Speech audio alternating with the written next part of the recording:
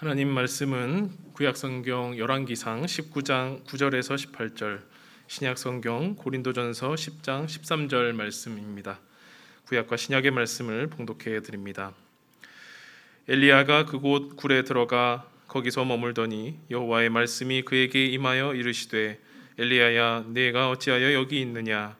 그가 대답하되 내가 만군의 하나님 여호와께 열심히 유별하오니 이는 이스라엘 자손이 주의 언약을 버리고 주의 제단을 헐며 칼로 주의 선지자들을 죽였음이오며 오직 나만 남았거늘 그들이 내 생명을 찾아 빼앗으려 하나이다.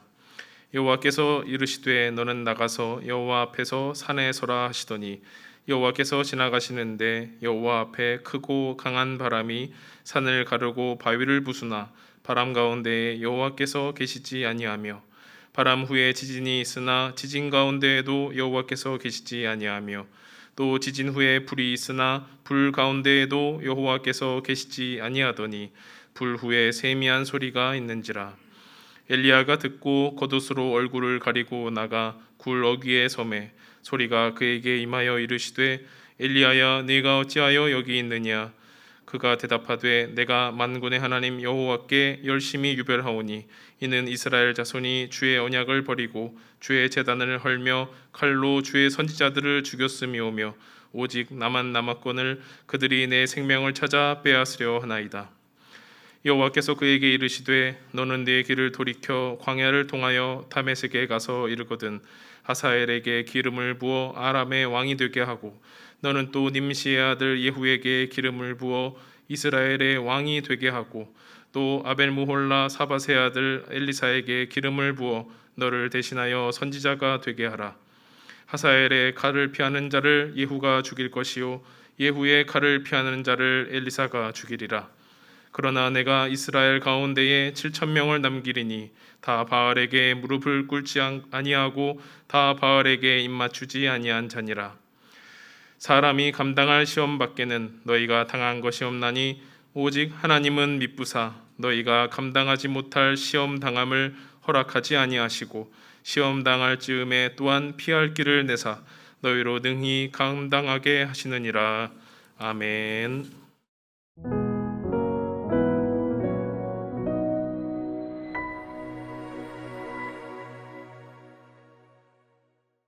우리 인사하도록 하겠습니다. 여러분 사랑합니다. 사랑합니다. 사랑합니다.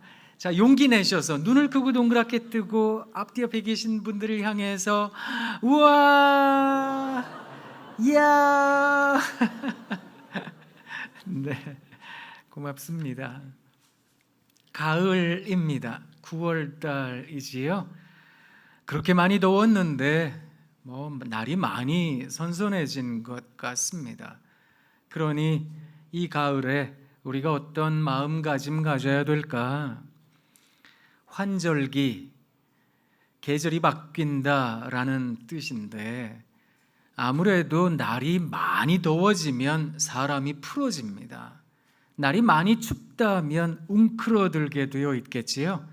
그러니까 많이 더웠다가 선선해지는 즈음에 혹은 많이 추웠다가 따뜻해지는 시절에 우리는 봄바람을 느끼거나 혹은 가을을 타거나 그래서 마음이 차분해지기도 하고 깊이 있는 생각에 상념에 빠지기도 하는 거 아닐까 그런 생각을 합니다. 그래서 이 가을 우리가 함께 생각해 보면 어떨까라는 생각이 들어서 시를 한 편 들고 왔습니다. 강인호 시인의 시인데 가을에는 이라는 시입니다. 한번 들어보세요. 물소리 맑아지는 가을에는 달빛이 깊어지는 가을에는 하늘이 높아지는 가을에는 쑥부쟁이 꽃 피는 가을에는 어인일인지 부끄러워진다. 딱히 죄 지은 것도 없는데 아무런 이유 없이 가을에게 자꾸만 내가 부끄러워진다. 가만히 보니 가을에는 물소리도 맑아지더라는 겁니다. 달빛도 깊어지고 하늘도 높아진다는 겁니다. 쑥부쟁이도 하얗고 노란 꽃을 피우더라는 겁니다. 그걸 보니 계절에게 괜히 미안한 마음이 든다는 건데요. 그만한 지혜를 갖게 되었다, 깨달음을 얻게 되었다, 그런 뜻이라는 생각을 해봅니다. 그래, 계절도 한쉬도 쉬엄 없이 그저 열심히 일하고 있었던 거로구나. 그래서 부끄러운 마음이 들기도 하지만 이런 계절의 은혜로 내가 먹고 살고 있으니 가을에게 괜시리 미안해진다는 겁니다. 그래서 우리네 마음도 깊어지고 또 우리네 마음도 생각이 가득해지는 거 아닐까, 이런 생각이 드는데요. 그저 이 가을에 우리가 우리 스스로의 마음 속에 좀 더 큰 깨달음을, 좀 더 큰 지혜를 가지면 참 좋겠다, 이런 생각을 합니다. 그런데 아무래도 우리가 살아가는 세상에 쉬운 일 하나 없지요. 아까 우리 권사님 우리 기도해 주셨는데 생각해 보면 이거 참 걱정이 된다, 이런 생각이 들기도 하는데요. 뭐 지금까지 경험해 보지 못한 강력한 태풍이 올라오고 있다 이래가지고 이제 내일부터 모레 남해안에 상륙하게 되면 어떤 피해가 있을까 적잖이 걱정이 많이 되는 오늘 보내고 있는 것 같습니다. 그저 여러분 댁에 계실 때도 문단속 잘 하시고, 그리고 바람이 많이 불면 이게 큰 피해가 있다고 하니까 그저 혹시 유리창이 깨질 수도 있으니까 커튼도 치시고 안전하시면 참 좋겠다 싶습니다. 아까 기도해 주셨던 것처럼 이렇게 어려운 일이 생기게 되면 힘들고 지친 사람들에게 엎친 데 덮친 격이라 더 크고 더 안 좋은 일들이 오기도 하는데요. 그저 하나님께 기도하기로는 하나님, 이 태풍으로 인해서 큰 피해 없게 해주십시오, 다치거나 아픈 사람 없게 해주십시오 기도합니다. 우리가 한 마음으로 기도하며 어려운 시절도 잘 극복해낼 수 있으면 좋겠다 싶습니다. 그런데 아무리 노력하고 기도한다 할지라도 이거 뭐 사람살이가 녹록지 않다라는 거 우리 모두에게 있어서 여실한 거 아닐까, 이런 생각이 드는데요. 그러다 보니까 그저 짐짓 지혜를 얻으면 좋겠다, 어떤 깨달음을 얻으면 좋겠다 싶은 가을에도 우리네 마음이 깊은 우울에 빠져들 때도 많이 있는 것 같습니다. 게다가 내가 지금 경험하고 있는 것이 이거 온당치 않지 않습니까? 이건 부당한 일입니다. 이건 타당한 일이 아니라고요. unfair, 이게 정당하지 않다라는 생각이 들면 내 마음에 억울한 마음이 들기 시작합니다. 게다가 이 슬픈 감정에 짓눌린 듯 억눌린 듯 살아가다가 보면 여기서 헤어나올 수가 없겠습니다라는 생각에 우리 마음이 정말 많이 무거워지기도 하는 것 같다, 이런 생각을 하는데요. 우리가 살아가는 삶의 현장에서 우리에게 주어진 어떤 구조, 우리에게 주어진 어떤 상황, 여건, 이런 것들을 극복하기가 참 어렵다는 생각에 우리는 억울한 느낌을 가질 때도 많이 있는 것 같습니다. 요사이는 보면 참 많은 분들이, 아니 저를 포함해서 우리 대부분이 억울한 감정에 시달리는 거 아닐까, 이런 생각을 하기도 하는데요. 그렇지 않아도 지금 뭐 코로나로 외국의 전쟁으로 인해서 물가가 이만큼 뛰었는데 또 태풍이 와가지고 어려운 일을 당하게 되면 추석 물가가 얼마나 많이 뛰어오를까, 그것 때문에 잠옷 우리의 마음이 무거워지기도 합니다. 과연 우리는 이 난관을 어떻게 헤어나갈 수 있을까? 우리에게 처해진 상황을 극복한다는 건 참 힘든 일 같은데요. 왜 예전에 마르크스라고 불리워진 사람, 칼 막스라는 사람이 인간의 한계를 지적하며 사람이라는 존재는 그가 처해진 계급 구조를 벗어날 자유가 없다라고 단언하기까지 했습니다. 철학적으로는 이걸 조금 어렵게 구조주의라고 이야기를 하는데, 여러분, 우리가 과연 생각하고 말하는 것이 우리들의 환경을 뛰어넘을 수 있는 것일까? 아무래도 우리들의 생각과 언어가 우리의 환경, 여건, 구조, 상황 속에 이게 발목 잡힌 듯 매여 있는 건 아닐까라는 생각을 할 때도 참 많습니다. 그러다 보면 억울한 감정이 커지지요. 여러분에게 한 사람을 좀 소개해 드리고자 합니다. 이 사람의 이름은 성대중이라는 사람입니다. 조선시대 사람입니다. 영조와 정조 때 사람인데, 이 사람은 태생부터가, 왜 우리가 잘 알고 있다시피 조선시대 때에는 신분의 제도가 있었지 않습니까? 그러다 보니까 이 사람은 태생적으로 억울한 감정을 갖고 산 사람입니다. 서얼이었거든요. 서자였습니다. 우리가 잘 아는 대로 정실부인, 이게 이제 본처의 높임말이지요. 정실부인이 낳은 아이들을 적자라고 한다면 첩의 자녀, 그런데 이 첩도 두 부류로 나뉘어졌지요. 그래서 양반이나 상민이나 평민들의 이런 부류에 있었던 첩, 그들이 낳은 자녀를 서라고 불렀습니다. 그래서 서자라고 이야기를 했고, 천민이 첩이라고 한다면 그가 낳은 자녀를 얼이라고 불렀습니다. 얼자라고 불렀는데, 그래서 서얼이라는 말은 첩의 자녀들이다. 그때 당시에는 그 신분으로는 어떤 관직에 나갈 수도 없었고 자기의 뜻을 펼칠 수도 없었고, 아무리 배워 뭐합니까? 그거 쓸 데도 없는 걸, 이런 생각을 하던 시절이었거든요. 그런데 영조 때에 서얼 통청운동이라는 게 일어났습니다. 이 통청운동이라고 하는 게 뭐냐 하면 일종의 탕평책인데, 서얼들도 등용하겠다, 그래서 관직에 나갈 길을 열어준 겁니다. 이 혜택을 받은 사람이 성대중이라는 사람입니다.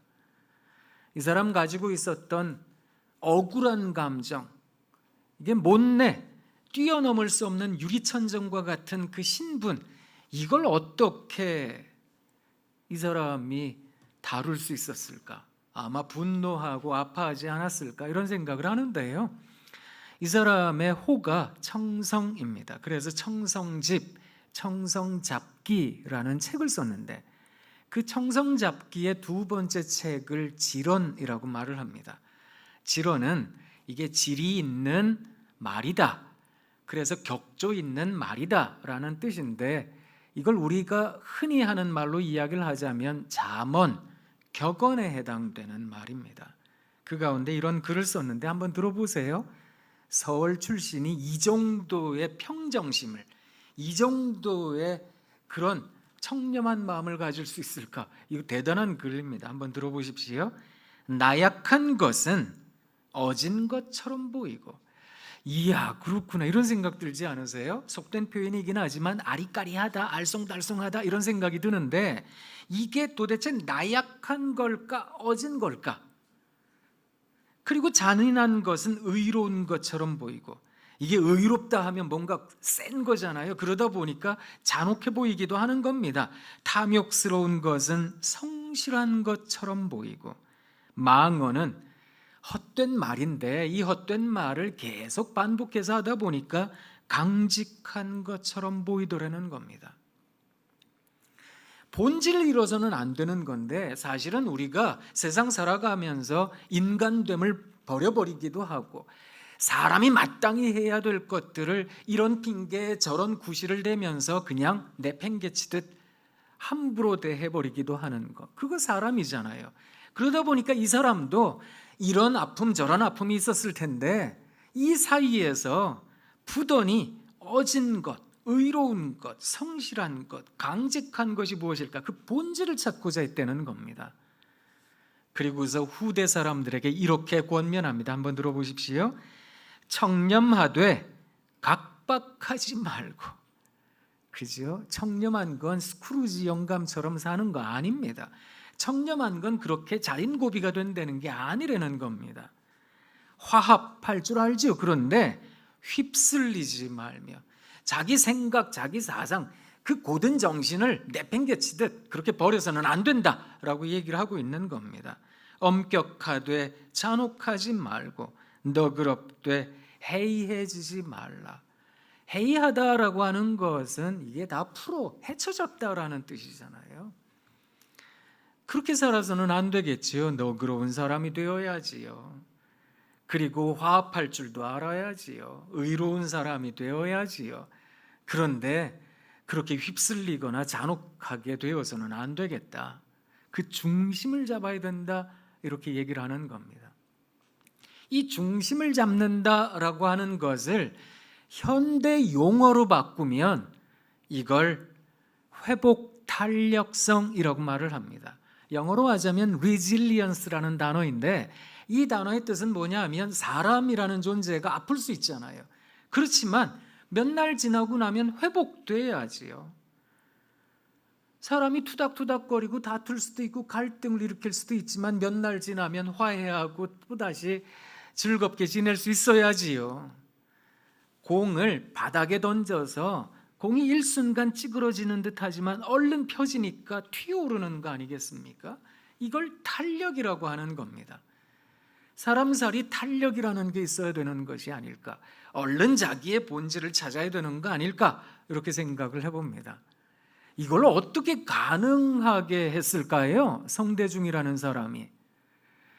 근데 이 사람은 분파로 이야기를 하자면 정치적 노선으로는 노론에 있었던 사람입니다. 그런데 영조 다음 왕이 정조였죠. 정조가 성대중을 그렇게나 사랑했습니다. 근데 사실 그건 불가한 일이었거든요. 왜냐하면 정조의 아버지가 뒤주 속에서 죽었던 사도세자 아니겠습니까? 그 사도세자를 죽인 정치 노선 집단이 노론이었다고요. 그 노론에 속한 성대중을 어떻게 사랑할 수 있었겠습니까?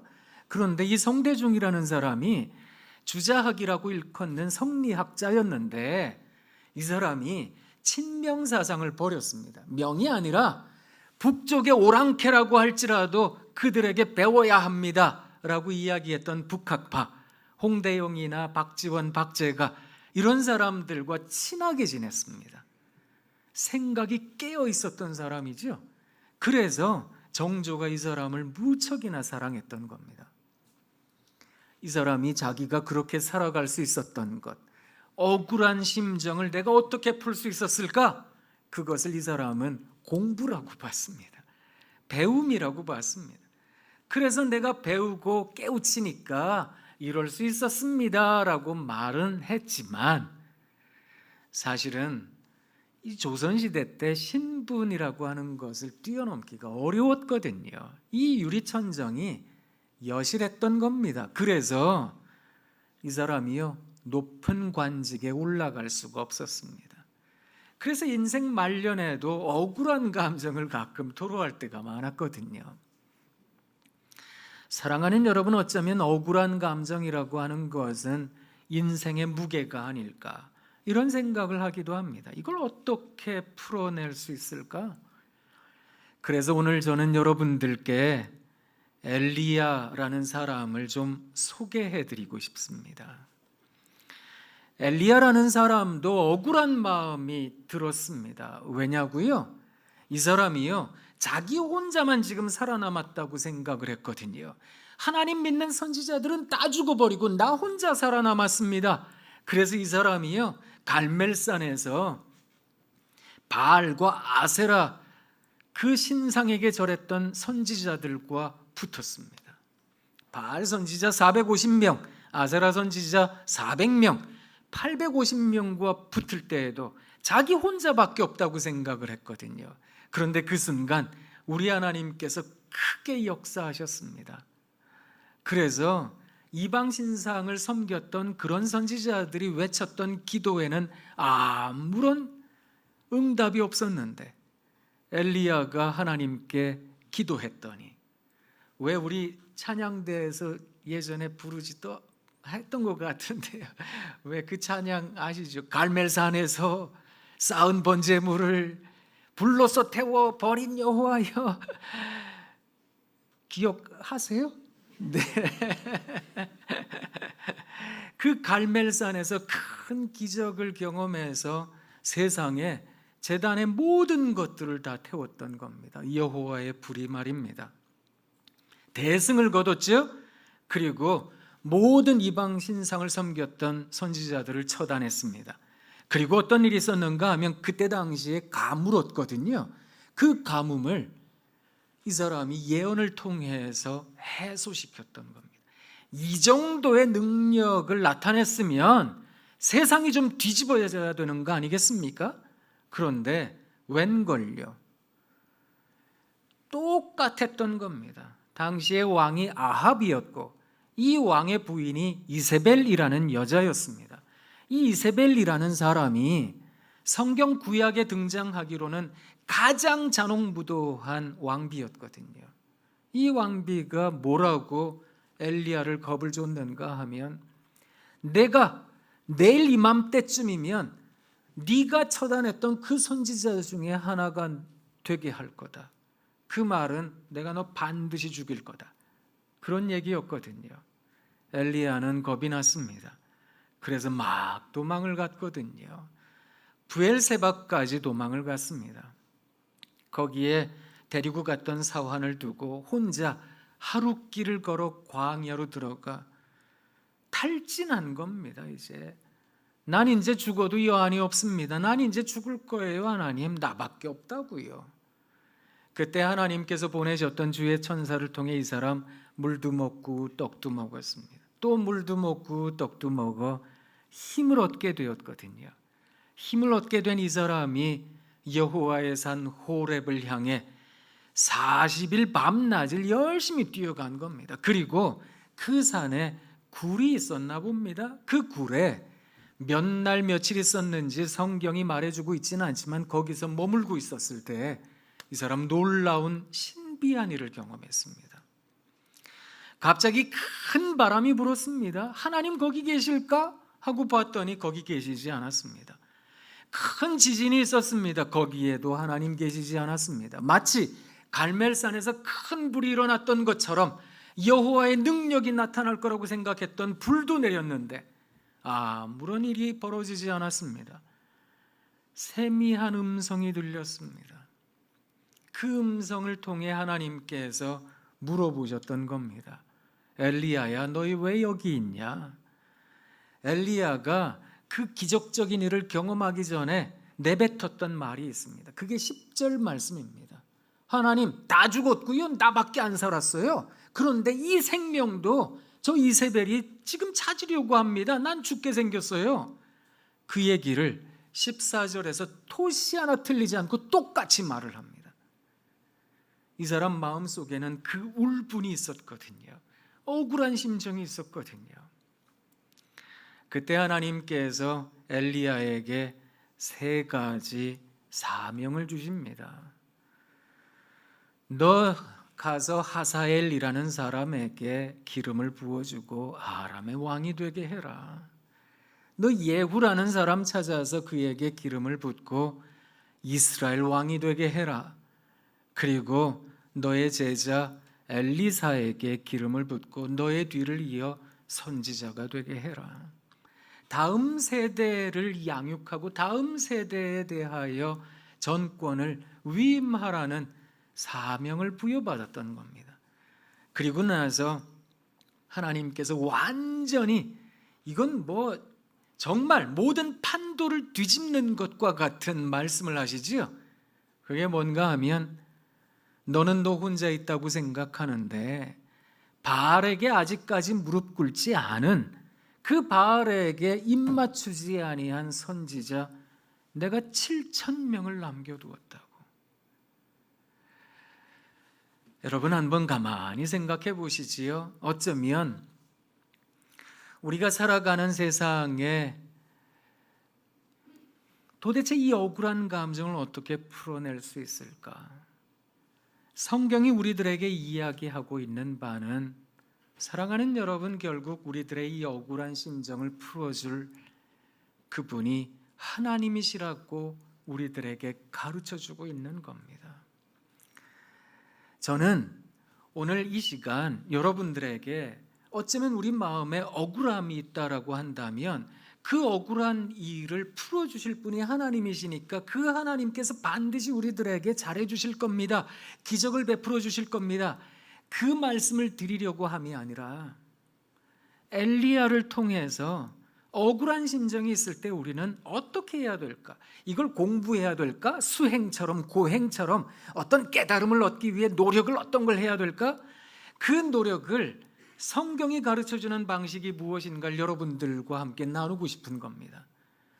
그건 바로 하나님께 대한 열심입니다. 엘리야라는 사람이 여러분 생각해 보세요. 이 사람 억울했다고요. 그렇게 큰 승리를 거뒀지만 세상이 뒤집어지지 않았다고요. 자기도 죽게 됐다고요. 이제 자기가 죽으면 모든 게 끝장난다고 생각했거든요. 그러니까 하나님께 하소연하고 싶었던 겁니다. 억울한 심정을 하나님께 쏟아내고 싶었던 겁니다. 그래서 자기가 떡 먹고 물 먹고 힘을 얻었을 때 세상에 40일 밤낮을 뛰어갔다는 겁니다. 생각해 보세요. 이게 발바닥이 다 부르트지 않았겠습니까? 40일 밤낮을 정신없이 가다 보니까 자기는 뛴다고 생각하지만 옆에 있는 사람 보기에는 걸어가는 듯 여겨지기까지 하지 않겠습니까? 여하튼 이 사람 여호와의 산 호렙까지 40일까지 뛰어가면서 무슨 생각했을까요? 하나님 나한텐 지금 이게 절체절명의 위기 순간인데 이걸 건너뛸 수가, 이걸 극복하기가 너무 어렵습니다. 하나님 도대체 왜 그러세요? 나한테 왜 그러세요? 사실 우리도 그럴 때가 많이 있잖아요. 집값 오른다 그래서 집 샀다고요. 이렇게 떨어질 줄 알았나요? 뭐 금리가 이렇게 올라갈 줄 알았나요? 뭐 아니 그리고 집값이 이렇게 아이고 그래서 이전에 팔았더니 집값이 이렇게 올라갔대요. 세상 살다가 보면 야 이게 나는 왜 이렇게 돈을 피해 다니나 이런 생각이 들 때가 있는 거거든요. 이래서 억울하고 저래서 억울하고 왜 나한테는 이렇게 맨날 어려운 일만 생길까? 다른 사람들을 보건대 저 사람은 평탄케 사는 것 같고 저 사람은 순탄케 사는 것 같은데 나는 왜 이렇게 힘든 일만 당하고 사나? 사람이 이런 생각을 하게 되면 자꾸만 머피의 법칙이든 징크스든 이런 거 생각합니다. 그래서 나름의 어떤 처방을 내리지요. 강박처럼 말입니다. 이렇게 해야 되는 거 아닐까 저렇게 해야 되는 거 아닐까. 그런데 그때 사랑하는 여러분, 내가 이 난관을 어떻게 풀어낼 수 있을까요? 엘리야가 우리들에게 가르쳐주는 바는 하나님을 향하려는 겁니다. 한번 하나님의 산까지 뛰어가 보는 거지요. 하나님 내 다리 아닙니다. 그리고서 한번 뛰어가 보는 겁니다. 그리고 하나님 저요 제 손으로 입에다가 음식물 안 넣겠습니다. 저요 제 손으로 제 생명 잊지 않을 겁니다. 하나님 먹이세요. 하나님 먹이시면 하나님 제가 먹고요. 하나님 먹이시지 않으면 제가 죽습니다. 금식이 그런 거거든요. 하나님을 붙잡는 겁니다. 말씀을 붙잡고 기도하며 하나님께 끊임없이 나아가 보는 겁니다. 굴에 있으면서도 억울해했겠지요. 이 자리에 계신 여러분 억울하세요? 계속해서 억울해 하셔야 됩니다. 근데 이 말씀도 좀 잘 제대로 들으셔야 돼요. 제가 지난주에 어떤 분한테 이메일 하나 받았어요. 그 이메일에 이분이 우리 교회 출석하시는 분인데 현장에 출석하시는 분이 아니라 온라인 성도세요. 멀리서 하시는 분이신데 이분이 저한테 자기 간증을, 신앙 간증을 쭉 적으셨어요. 그리고 이렇게 살고 있습니다. 이렇게 했습니다. 그렇게 말씀을 해주셔서 참 고마웠거든요. 근데 편지의 말미에 이분이 뭐라고 적었는지 아세요? 추신이라고 하면서 적었어요. 그 내용 중에 일부입니다. 그런데 목사님 망한 것 같아요. 목사님 설교하실 때 예배 시간에 자라고 하셔서 남편이 잡니다. 가뜩이나 온라인 예배만 드리고 있는데 자세가 흐트러진 남편인데 옳습니다. 잘 모르겠는데요. 네가 뭔데 그렇게 졸지 말고 당당하게 자라고 해서 꿀잠을 잡니다. 설교 시간에 그게 아니라고 말씀 좀 해주세요. 여러분 그걸 문자주의라고 하는 거잖아요. 제가 행간을 읽으셔야죠. 주무십시오라고 말씀드렸던 거는 아니 제가 설교할 때 주무시라고요. 또 거기다가 예배당에 와서 주무실 수 있는 마음, 그 마음으로 세상 살면 너무 지나치게 욕심 좇지 마시고 졸듯 주무시듯 그렇게 쉼을 누리며 살아가시면 좋겠습니다. 그 말씀이었던 거거든요. 오늘도 잘 들으셔야 돼요. 억울해하세요. 사람은 억울함을 어쩔 수가 없습니다. 이게 학식이, 수행이, 고행이 억울함을 없앨 거라고 생각하세요? 전 그렇게 생각하지 않습니다. 억울한 감정이요 하나님 나라 갈 때까지 이어질지도 모르겠습니다. 그런데 그 억울한 감정이 있을 때 괜히 남편에게, 아내에게, 애들한테, 가족들에게 풀지 마시고 사회에다가 폭력으로, 슬픔으로 풀지 마시고 하나님께 그 억울한 감정을 토로하시라는 겁니다. 그때가 언젠지는 모르지요. 굴에서 얼마나 있었을까요, 이 사람이? 그건 잘 모르지만 그 기간 동안 왜 하나님 응답 안 하실까? 아니 바람도 불었잖아요. 아니 왜 응답 안 하실까? 아니 지진도 있었잖아요. 왜 응답 안 하실까? 불도 내렸잖아요. 왜 응답 안 하실까? 그러실 수 있다는 겁니다. 그때가 언제인지는 모르지만 우리 하나님께서 우리들에게 사명을 주실 겁니다. 하나님께서 우리의 상처를 별로 만드실 겁니다. 하나님께서 우리들의 아픔을, 누군가의 슬픔을 씻는 도구로 사용하실 겁니다. 그때까지, 내 마음에 응답이 있을 때까지 하나님을 끝끝내 부여잡으시라는 겁니다. 끝끝내 부여잡았던 엘리야가 하나님을 만났습니다. 그런 만남의 은혜가 우리에게도 임할 줄 믿습니다. 그래서 분명하게 하나님을 붙잡으시면 참 좋겠습니다. 사실 우리가 들고 있는 이 성경 말씀이 우리들에게 정답이 되는 거거든요. 여러분, 우리에게 이미 정답이 주어졌잖아요. 그런데 사실 이 말씀을 읽을 때 냉랭하니까, 말씀을 읽을 때 내 마음에 와닿지 않으니까 그냥 말씀 따로 나 따로 있는 것 같은데, 하나님께 그럼에도 불구하고 붙잡으시라고요. 끝끝내 하나님의 말씀을 붙잡다 보시면 하나님께서 어느 순간에 그 하나님의 때, 카이로스의 때에 하나님께서 우리들에게 들려주실 거라는 겁니다. 괜히 딴 거 기웃거리지 마시고요.